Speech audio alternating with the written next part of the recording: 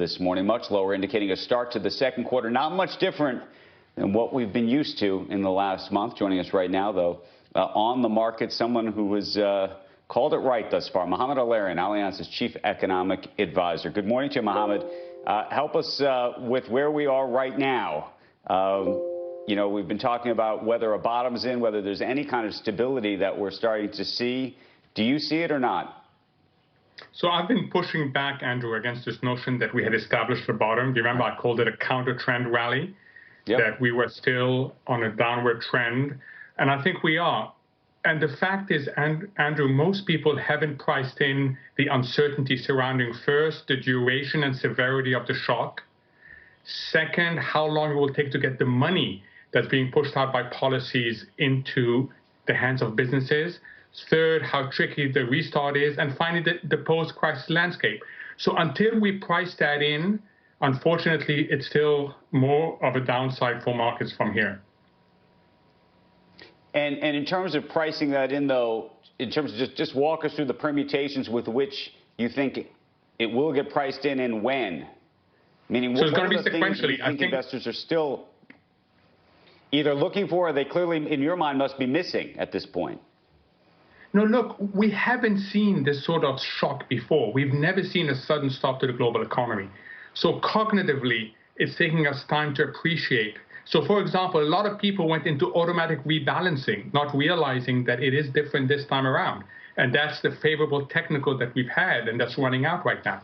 So it's a cognitive issue. It's going to take time. We're getting there. Very few people are talking about V's now. There's a recognition it's more of a U. And we're just going to get there sequentially. We're going to understand that there is massive uncertainty about the duration and severity of the shock. And there is delay in getting money into the hands of people, which means, unfortunately, and I stress, this is really unfortunate, liquidity problems are going to become solvency issues for some businesses. And that's a real concern. So for those investors out there who are watching us this morning, who have cash on the sidelines, who are waiting, thinking that there's a bottom, or they're trying to pick the bottom, which is almost an impossible task to begin with, what are you telling them they should be doing? So I say you're not going to be able to pick the bottom.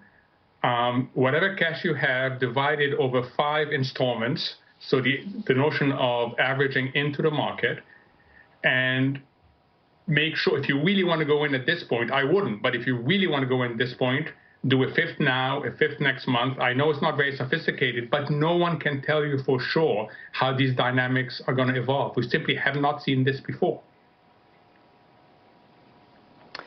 Hey, Mohamed, can we go back to that point you were just making, the idea that this is going to become a liquidity issue for a lot of companies that are out there? I don't think we've spent enough time on this, and I think that's kind of like the ugly undercurrent that's rolling through all of this.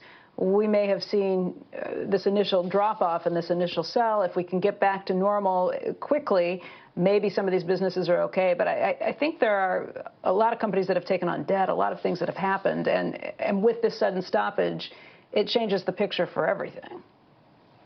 You're absolutely right, Becky. So there's 2 groups of company, broadly speaking. There are those that have access to debt, and they are taking on a ton of debt. We've had record investment-grade issuance. We've even had some high-yield issuance. And they are building a ton of cash buffers, which they should.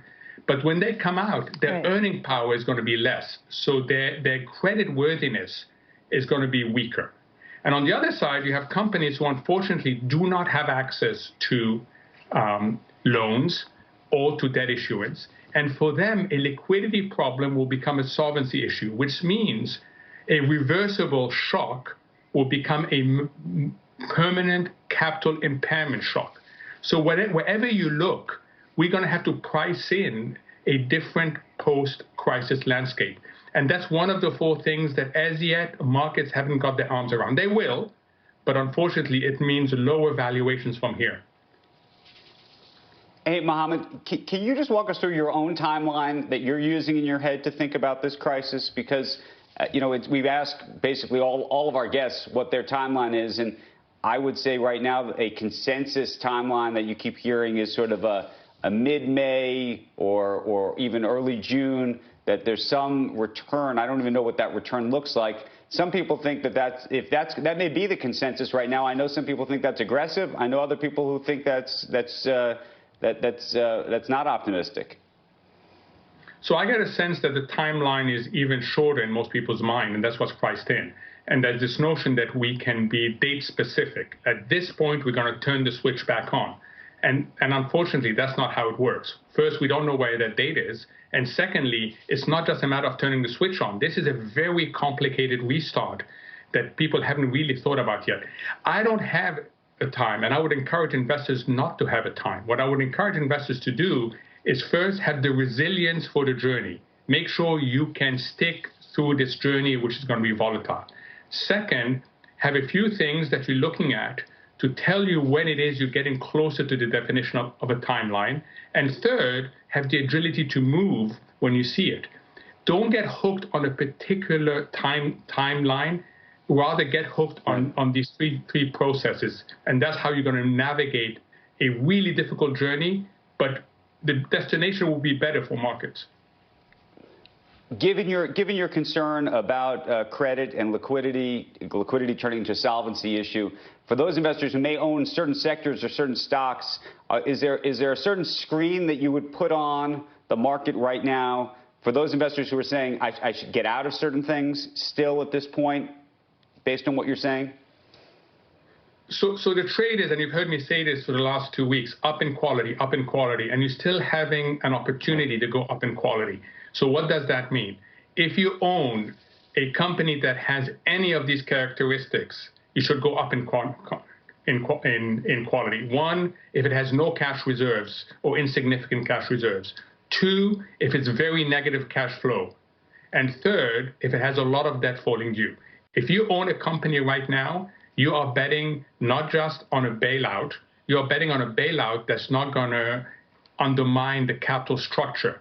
And I think that most of these bailouts are going to come with conditions. So be very careful if you're trafficking in low quality companies, whether you're doing this in high yield bonds, triple Cs, double Cs, or whether you're doing it in certain stocks.